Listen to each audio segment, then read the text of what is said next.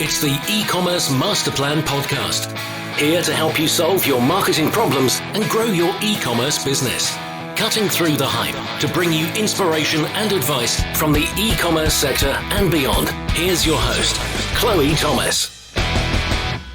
Hello and welcome to this episode of the E-commerce Master Plan podcast. I'm Chloe, the creator and host of this award-winning show. Oh yes, award-winning these days. And it's my aim in every episode to help you find ways to improve your e-commerce business. So thank you very much for tuning in. And please do let me know how this show helps you, because I'd love to hear. Just let me know via social media with the hashtag #EcomMasterPlan. That's ECOM. MasterPlan. And I have a bit of a confession to make today. So I was getting ready to record this episode the week, 6 days, in fact, before the Keep Optimizing podcast went live, our new podcast, which you've probably heard plenty of about by now. You may even be listening to it. So just before, I was kind of like big in podcast launch mode, creating the show notes, doing this, doing that, making sure we have the marketing ready. Just fully committed to it. But I'd allowed one podcast interview to slip in to that focus on launch. And that was this one. So I was like, really enjoying the launch processes. Really don't want to have to record an episode now. I guess I'd better try and make this good. I can't reorganize it. I better do this. That's how I was approaching this episode. I'm going to confess it to you now. I have confessed it to you now. And then I got on the call with John. And he was so interesting in our pre-chat. It was like I completely forgot all about the Keep Optimizing podcast and hopefully managed to turn my lethargy and my lack of interest in recording this episode into something really good, because John was just as good when we hit record and just as interesting and sharing as so much in this episode. So I know you're going to like it. We are talking in today's episode about how they went about founding the business, so how they picked which market to get into. We're talking about the culture of the business. We're talking about story and why that's so crucial to growth. We're talking about how to get your business in front of millennials, how to structure a business to make it work for them. There's some really, really good stuff in here. I think you're going to love it. It's coming up very, very shortly. But first, please do check out the sponsors. This podcast is brought to you by Klaviyo, the ultimate e-commerce marketing platform for email and SMS messaging. Whether you're launching your e-commerce business or taking your brand to the next level, Klaviyo gives you the tools to get growing faster. That's why it's trusted by over 38,000 e-commerce brands. Build your contact lists and emails that pop and create marketing moments that build valuable customer relationships over any distance. Get started for free today. Visit klaviyo.com/masterplan to create your free account. That's klaviyo.com/masterplan. Shopware is a leading e-commerce system used by some of the largest European brands, retailers and manufacturers across both B2C and B2B industries. As a trend-setting open source solution, Shopware gives retailers the freedom to quickly and easily realize their growth potential, with more flexibility and less complexity. Visit shopware.com to check out the new Shopware cloud solutions and discover the easiest way into e-commerce. Craft the perfect customer experience and unleash your growth. And now to introduce today's special guest. John Tabis is the founder and chairman at the Bouqs Company, an online florist. Founded in 2012, they've sold hundreds of millions of dollars worth of flowers to millennial females. Hello, John. Hi there. Thanks for having me. It's great to have you on. So how did you get involved in the world of e-commerce? So I was a strategist at Bain & Company and then the Walt Disney Company. And so e-commerce was sort of on the distant radar in my career, but it wasn't where I spent my time. A little bit of work with Disney Store, DisneyStore.com, et cetera, but it wasn't a big focus. But I got the itch to get into the VC-backed startup world, the sort of smaller, faster growing world, and was looking for a job that combined my background in brand with strategy, but in a higher growth company. And I landed at ShoeDazzle.com, which is today a shoe subscription e-commerce business. It was the first sort of subscription for insert business that was out there. It was growing like mad, and I joined there as a VP of brand and strategy, and got introduced to e-commerce in a real way. And at the same time, my co-founder and I had reconnected and started talking about this idea around flowers. And so Shoe Dazzle was sort of my entrance point, but I didn't last long. I was only there for about 5-6 months before I left to start Bouqs. So it gave you just enough e-commerce knowledge to go and do your own. I don't know if I had enough knowledge to do my own, but I figured I'd figure it out along the way, and that's pretty much how it's gone since then.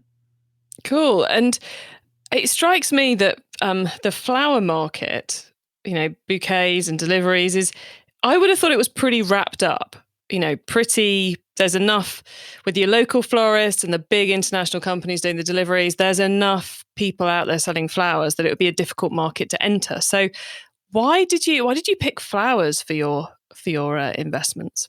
Yeah, so there's a few things on how we landed here. One is it is crowded.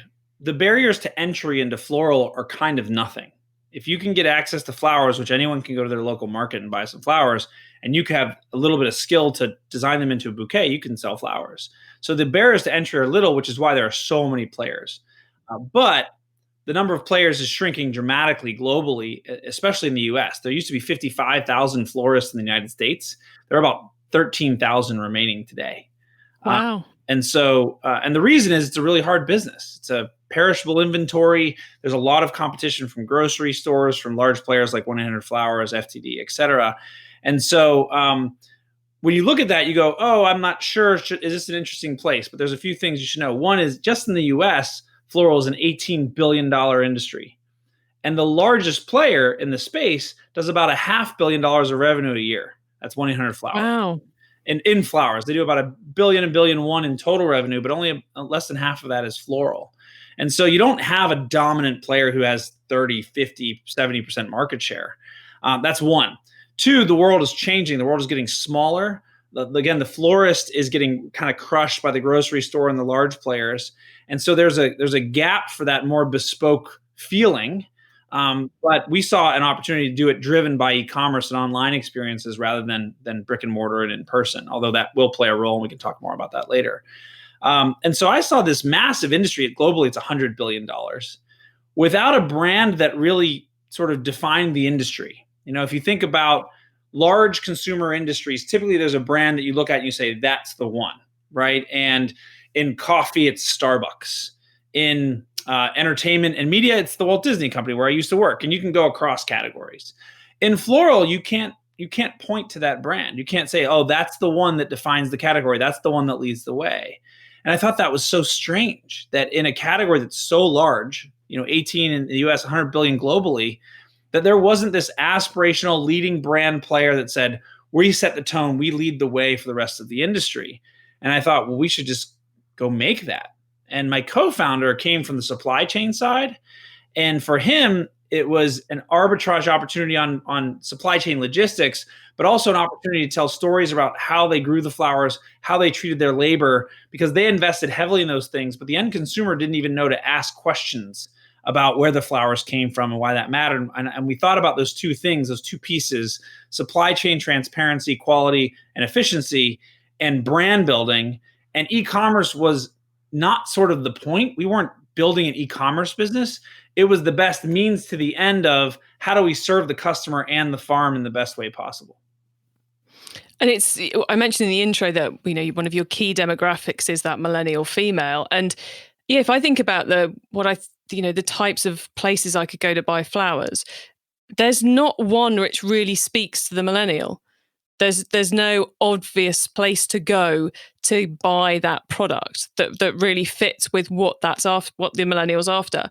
And I guess that supply chain transparency is really crucial in that piece, because if we look at the big D2C brands, I guess direct to consumer brands who are appealing to millennials, the story of the product and the ethics and the sustainability is just as important as the ease of delivery, the ease of purchase, and the actual product.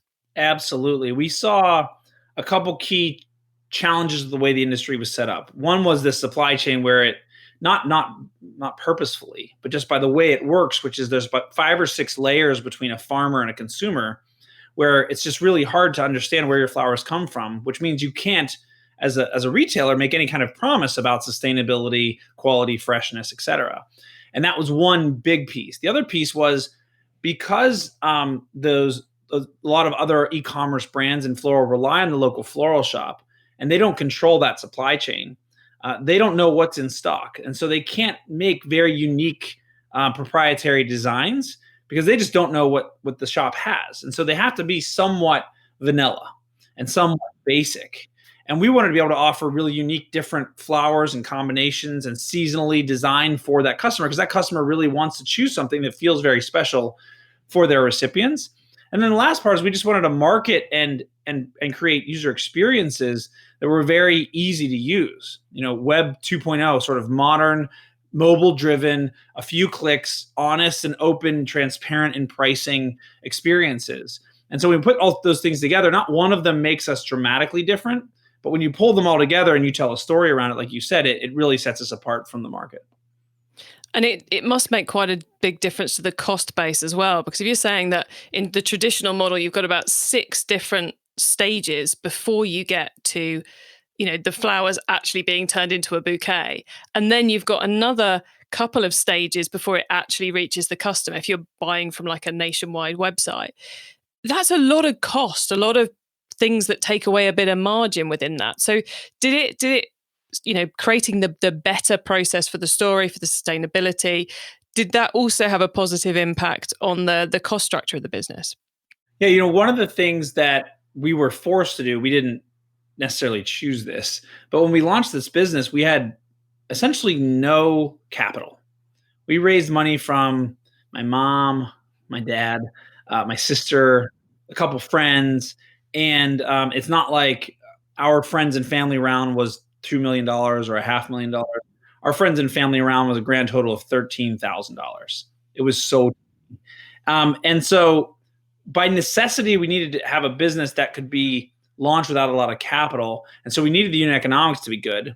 And one of the sort of brilliant things about our model was, especially at the beginning, was we didn't hold any inventory, so we didn't have to put any capital out at the beginning. All the flowers exist at the farm because that's our model is farm to table. And so we were able to do it very efficiently. There are places where our unit economics are going to be vastly better than everyone else's, and there's places where they won't. And it really depends on flower type, distance traveled, how fast we need to deliver it, all these complicating factors, because our supply chain is wildly complex. We work with 140 farms around the world, multiple modes of distribution and delivery. And so the unit economics aren't necessarily consistently the same. But the one thing that is very much consistent is the loyalty of the customer. Because we do it directly from the farm, we own that supply chain. Again, the designs, the quality, the freshness, we can just deliver a different experience that customers really love. And because of that, the lifetime value of our customers is high. People are just very loyal. We lead the industry on Net Promoter Score. We lead the industry on repeat order rates, on subscriptions. And so that really drives the profitability of the business in a way that's super attractive. It seems to me like that going slightly off topic here, but I think this is interesting, so we'll pursue it.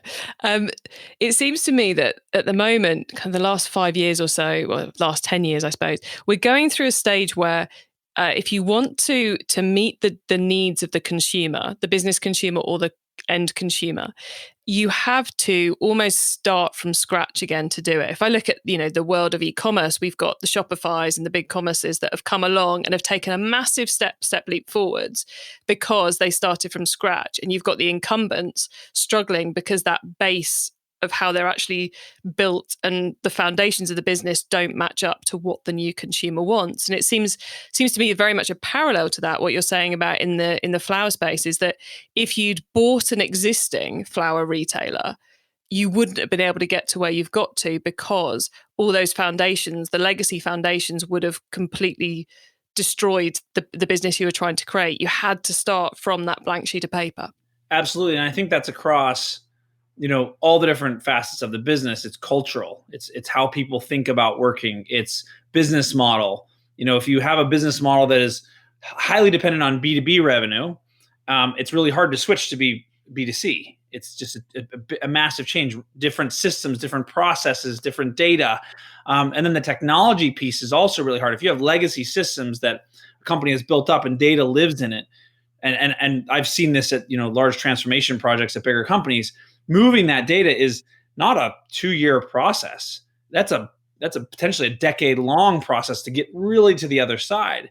And so to be able to be nimble, to be able to try things and learn and then adjust for what the customer really wants, having a blank slate is really great. And we see that even in our own company. We're a, call it 83-person company now, which is not a massive company, but and compared to maybe a large incumbent with 3,000 people, we are still very nimble. But compared to when we were 4 people, we are significantly less nimble, simply because there's more process, there's more technology, there's more considerations that you have to have. And so starting from a blank slate is it's freeing. It enables you to try things and do things fast. As an example, you mentioned we're a brand primarily for millennial women, and that's true. Both about 90% of our recipients are women, and about 2/3 of our buyers are women. When we started this business, we were convinced that we were a business for men, millennial men. We were going to be the cool flower company that makes it easy for guys to send flowers to the loves in their lives. And very quickly, we found that was not our target. And we flipped, within the first 6 months, we flipped 180 degrees to focusing more on women. We still get a decent number of men, and we love our male customers. But if we were, 20 years old and we had been focusing on men all that time, making that change would have been hard. We did it in weeks. And I think that freedom and flexibility that comes with being new and fresh and without the preconceived notions is a real asset for anyone trying to take on, especially an established industry like floral. Starting from scratch, when you built the business to begin with, did you start off by doing a bespoke website, or did you go for a platform that's in existence? Again, mostly out of necessity, we started almost exclusively open source. So we had an in-house developer who was, part of our initial 5-person team, which everyone was kind of working part-time nights and weekends except for me, and he built pretty much a fully customized platform, both front end and back end, using open source software. That solution was what we launched with. We then built a lot on it over the course of 3 years. And then in 2017, that infrastructure, that architecture just couldn't handle the size of the business anymore. And so we now have a both front end and back end custom built from scratch. We use some external third parties. There's a company called Work Area, which is in Philadelphia, great partners that helped us stand up the base infrastructure of the e-commerce side of things. But because our business is so weird, if you think about it, when someone orders flowers from us, it's not like we have a warehouse where there's millions of SKUs and we have to go pick the one SKU. Mm-hmm. Our flowers are in all kinds of different places all around the world, all these different farms. And our product has to arrive on a specific day, unlike an Amazon or any other general shopping platform. You place an order, it's like, oh, do you want delivery tomorrow? But it's not for that day. For us, so we have to know exactly where the flowers are, how long they'll take to travel to make it on a day, so we know what to present to the customer. And so using an off-the-shelf platform was just not really going to work for us. And so we've done a lot of hard work, both on e-commerce, subscription, and ERP backend to really build systems that are custom for what we do.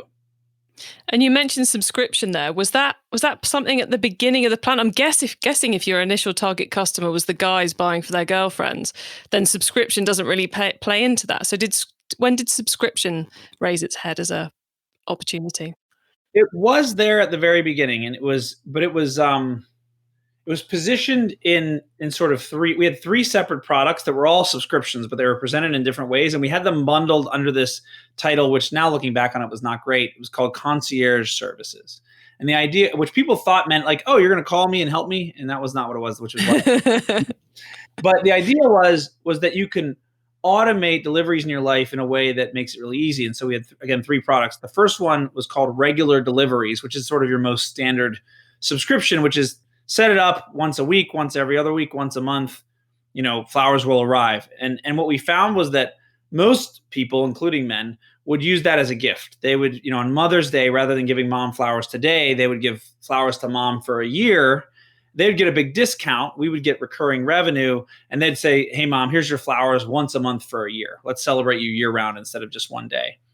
The second one was called, at the time, Special Occasions. It's now called the Scheduler, which is, not to be too sexist against men, but designed for forgetful dudes who never really could remember the birthdays, the anniversaries, et cetera. And in this product, you go in and you set those up once, and it's a subscription to that date every year.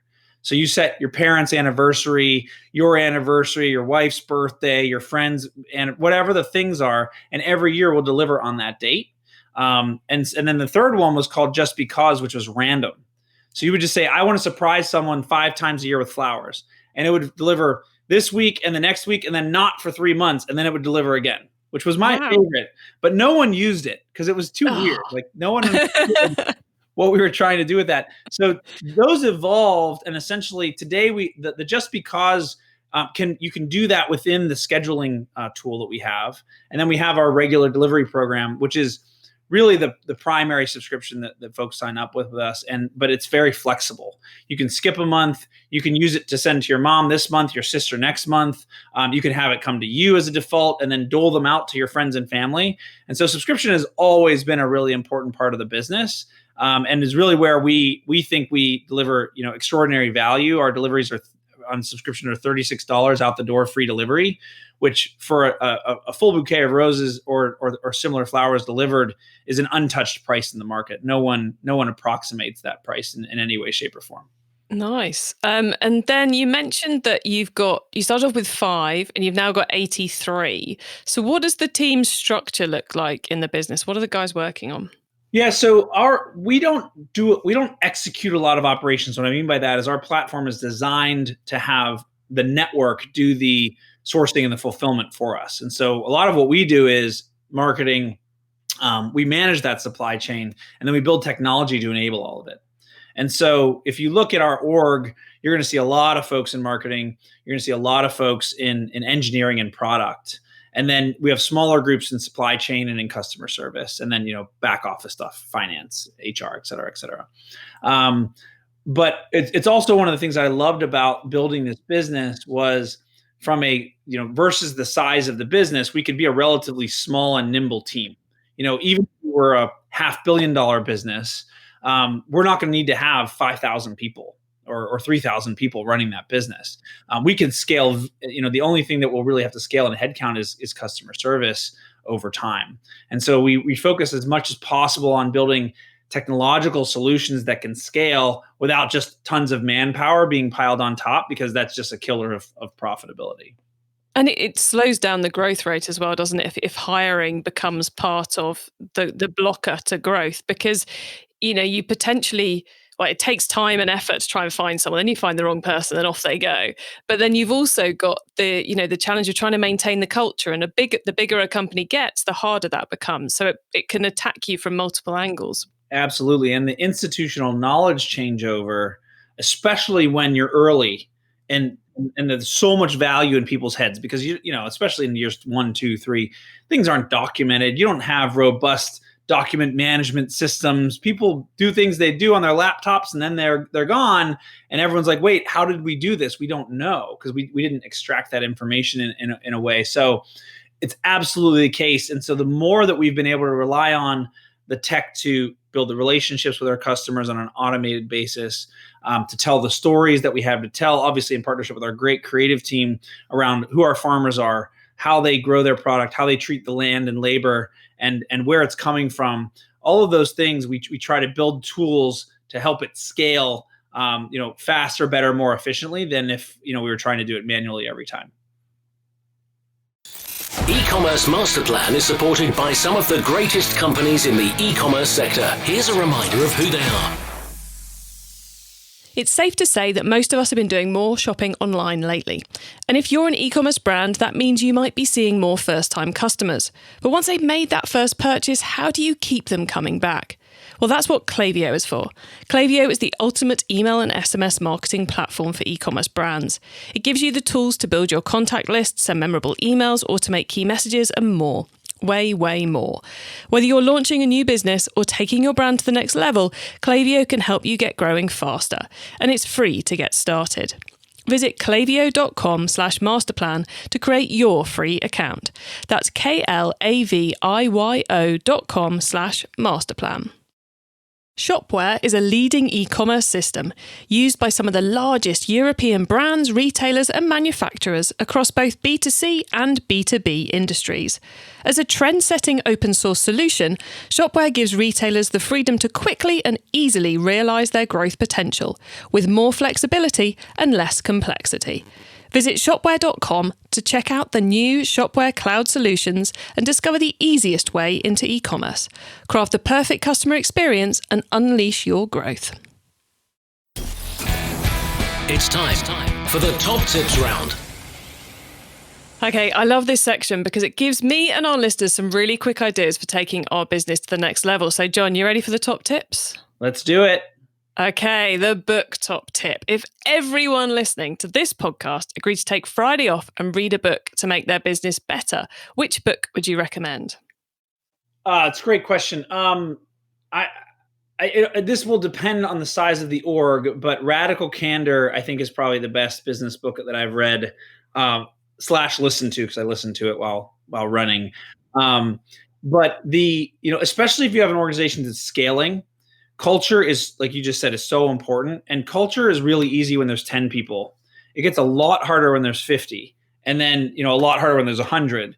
And what I found through Radical Candor were just such clear examples of moments in our arc or in previous businesses where I worked, where culture was not as good as it could have been.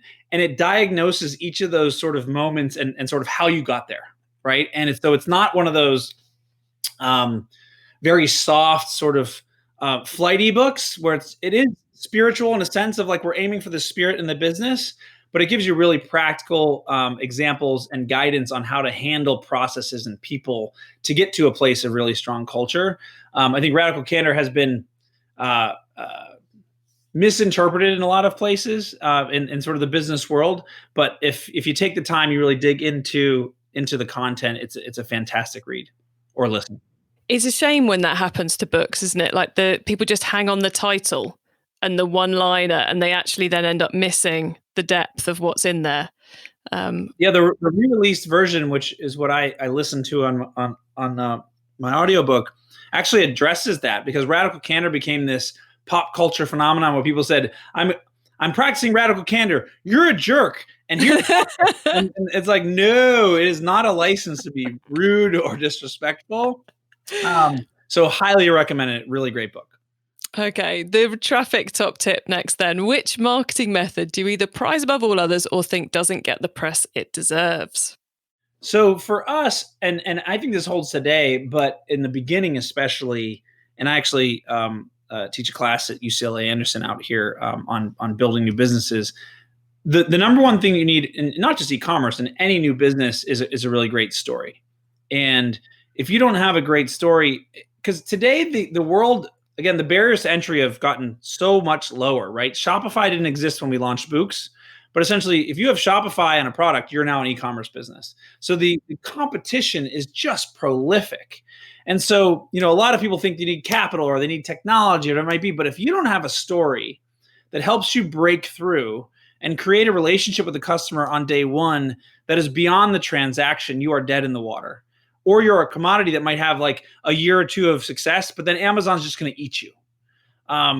You have to have a story and a relationship with a customer that sets you apart from everyone else and creates longevity and loyalty. So for us, this at the very beginning, we had this great supply chain around sustainability and quality and freshness. But when I would test this idea with people, no one really cared.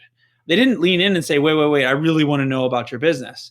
And then we started telling the story about the volcano, which is called Cayambe in Ecuador. And we started talking about how we ship flowers from a volcano to your loved one for $40 flat. And everyone cared. Everyone would say, wait, tell me about this volcano. Where's this volcano? How are you getting flowers? And in people's heads, it became this mythical moment where like Indiana Jones is like swinging through the middle of a volcano to grab the flowers to save them from the liquid hot magma. And that kind of imagination brought people in. And that gave them the sort of interest and intrigue and time to then learn about what we actually did. And that created loyalty.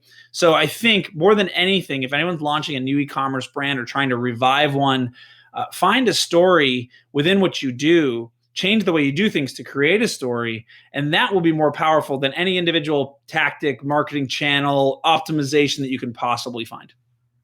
Ah, such good advice, everyone out there listening. You need a story if you're going to succeed these days. Okay, the tool top tip, maybe a collaboration tool, a social media plugin, a phone app, or just a way of working. Is there a cool little tool you use that makes you and your team more efficient from day to day? I was thinking about this one a little bit, and this is going to sound super lame, but I think it's the most effective thing that we've done at the business, and it's ebbed and flowed over time. But I think the best thing anyone can do is not set half-hour or 1-hour meetings.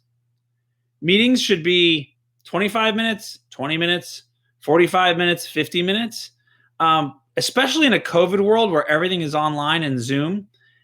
You can't get to the next meeting. You can't be ready for it. You can't prepare for it. Either you're in the current meeting thinking about the next one, or you're in the next one worrying about what you didn't do in the previous one. And from a productivity and a cultural perspective, sort of cheating the meetings, that extra 5 minutes or 10 minutes is non-productive anyway, right? Let's end the chit chat where we all don't do anything productive in the first 5 minutes and end 5 minutes earlier, and let everyone go to the next thing with a lot more preparation and therefore productivity.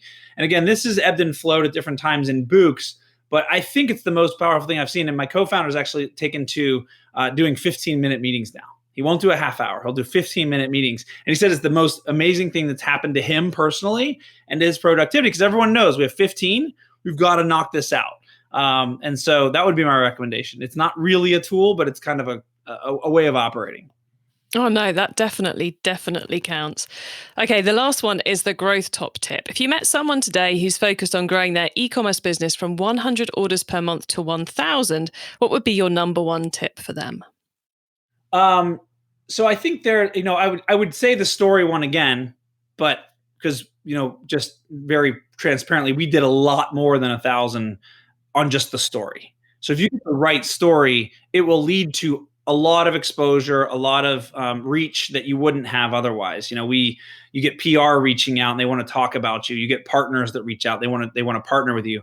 And so the story is, but sort of, since I already used that one, I think, in the early days, the thing that to me is the best tool is the combination of a robust email capture program and a really interesting, intriguing, and well thought out email drip. You got to get the email address, and then you got to tell a great story that is compelling and that builds on itself to get people to buy. And the reason why I say this one is, as we said earlier, you don't need to hire people to do it. You set it, you optimize it, you test it, but it can constantly be churning out new relationships with customers, new orders, and new learnings. If you're testing something that's around your supply chain and that's not really converting, you can start talking about your pricing, whatever it might be, and that drip will then churn out orders for you over the first, call it 2 months of any given customer life cycle. And you set it and can kind of forget it, and it's going to create revenue, every day. And so I think that's probably the quote unquote hack, and it's very standard, but it's probably the thing that I say to everyone: do that first. And then referrals is another one. Just launch a referral widget. Make sure that you're capturing those customers. Put that into your drip, and make sure that your customers are working for you as well. I love that focus on automation. Always good, because like you said, it just keeps delivering.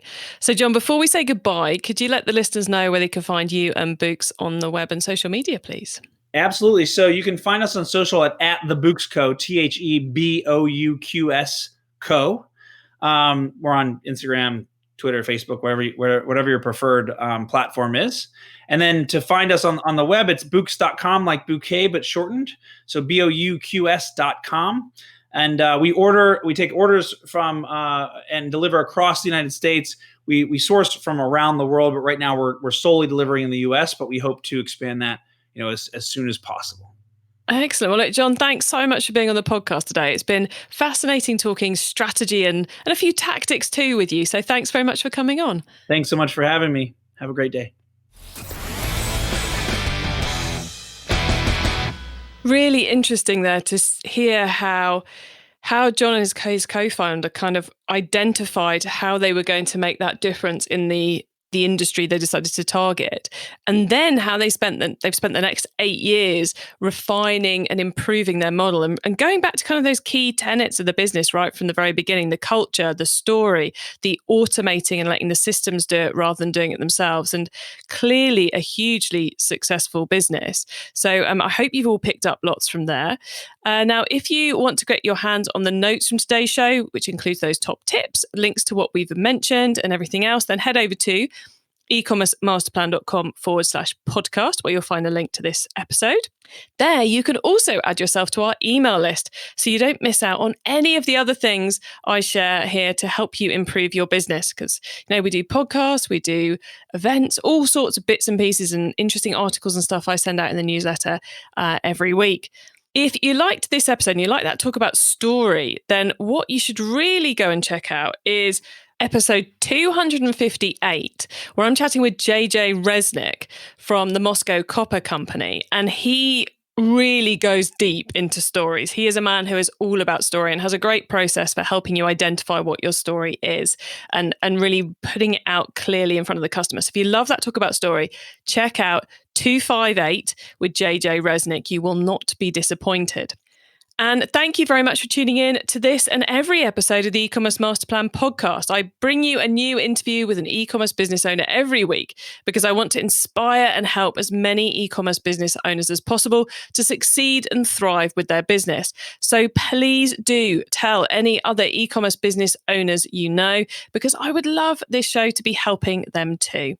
I hope you have a great week and keep optimizing. Thank you for listening to the E-commerce Master Plan podcast. Find out more at ecommercemasterplan.com/podcast.